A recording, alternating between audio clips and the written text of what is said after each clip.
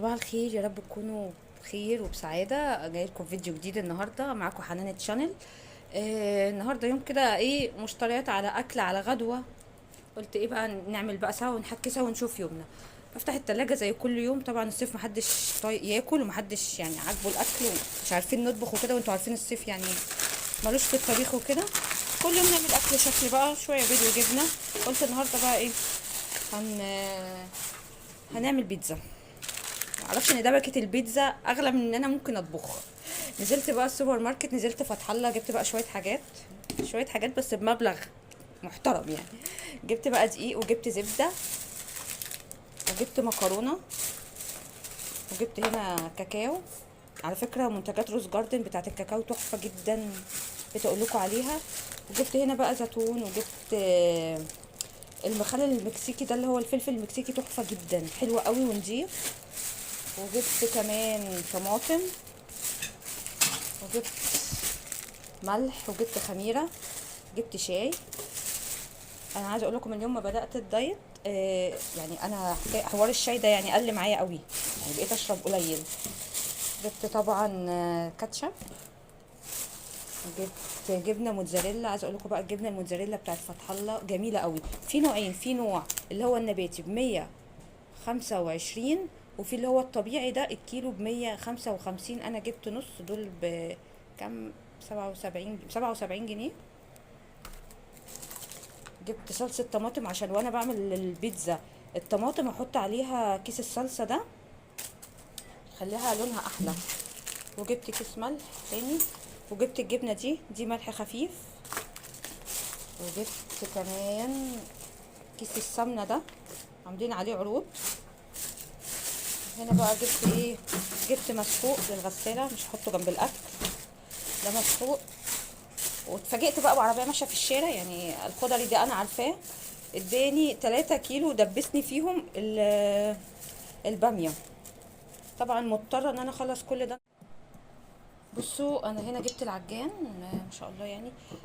هنا حطيت كيلو دقيق، بس عندي التليفون فيه مشكله في معرفش في المساحه ولا ايه.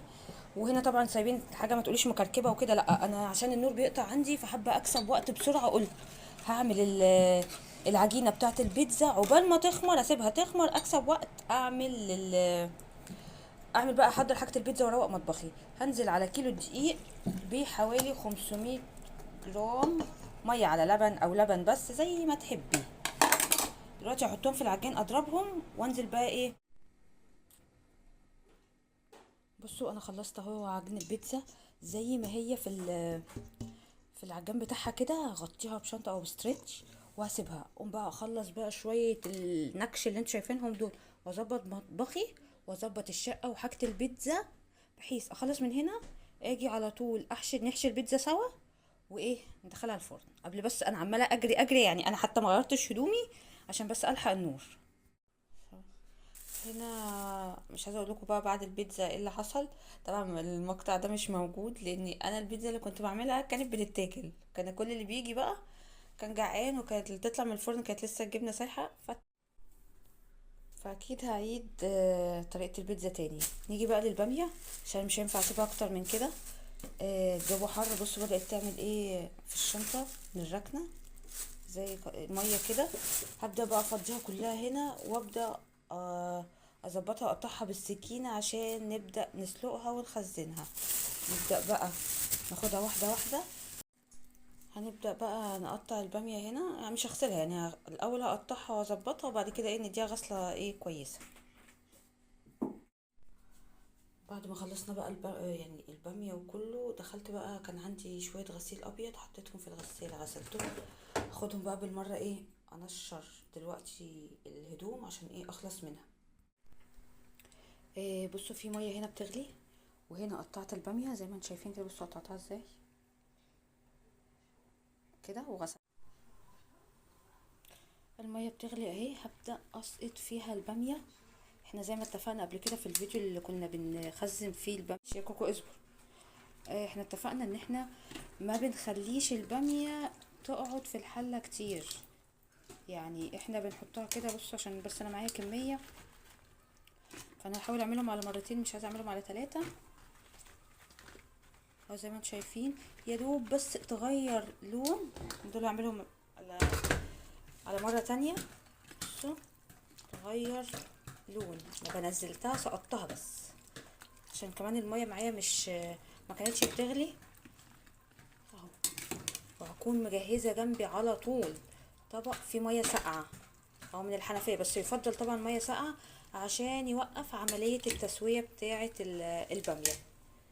خلاص اجهز بقى الطبق اللي فيه مية ساقعة وانقل البامية دي على طول. بصوا خلاص كده طلعت اول حطة.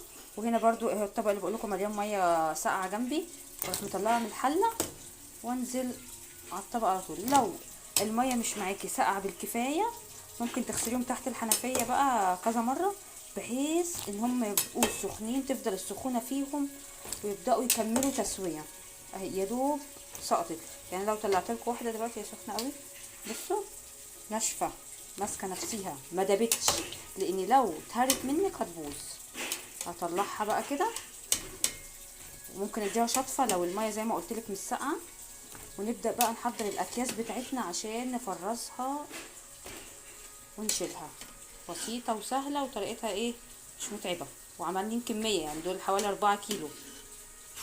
بدأت هنا بقى ايه، خلاص غسلتها وصفيتها زي ما انتم شايفين كده زي الفل. معايا بقى الاكياس بتاعتي. تخزين بقى راجع لك انت حسب الكميه اللي بتاكليها، حسب الكميه اللي بتطلعيها.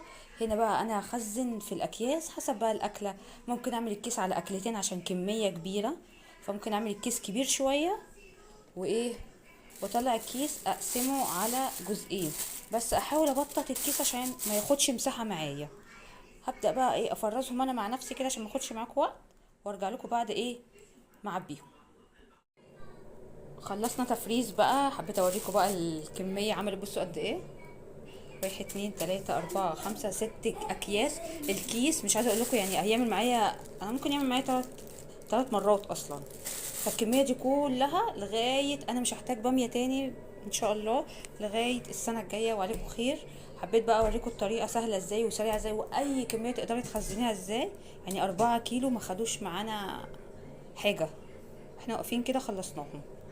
اشوفكم على خير، واتمنى الفيديو يكون عجبكم. لو اول مره تشوفي القناه واول مره تشوفي الفيديو اتمنى ان انت تفعلي الجرس وتدوسي اشتراك لو لسه ما اشتركتيش عشان يوصلك كل جديد.